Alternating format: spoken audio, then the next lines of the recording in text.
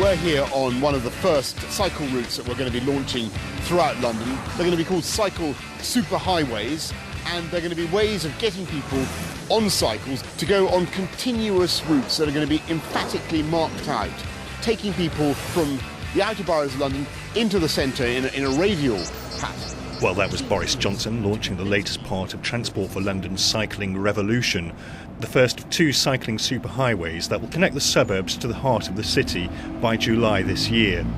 And here at Thames Gateway, the roadworks and orange barriers are evidence that the work is already underway. But some aren't convinced of the need for what have been dubbed as Boris's blue rinse bike lanes. Sam Humpson, owner of recently opened cycle cafe Look Mum No Hands, believes the growth in cycling that has taken place over the last few years has little to do with government initiatives.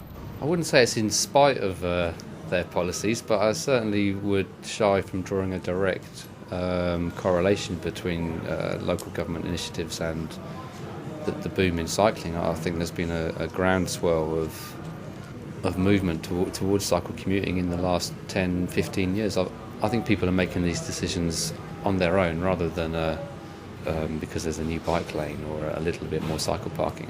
In many cases, the superhighways follow already well-established cycle routes, and all that Boris and Transport for London appear to be doing is applying a coat of blue paint.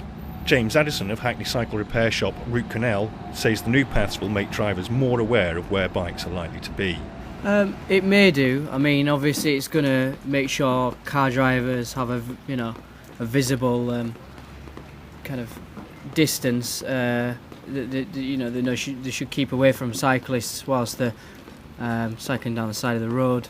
But to be honest, I don't generally use the cycle lanes because I think it's better to command the road and actually have a driver's full attention.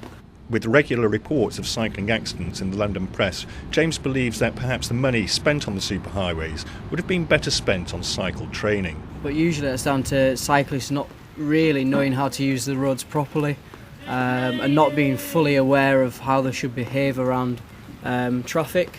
I'm not sure that spending, the amount of money it would take to put in a dedicated cycle superhighway may be the best use of public money, but maybe some courses in cycle safety and use of the public highway properly.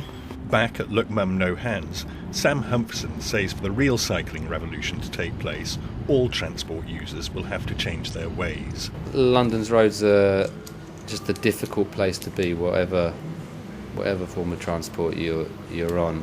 It's more of a cultural shift from everybody on London's roads to make them a nicer place and a safer place for everybody.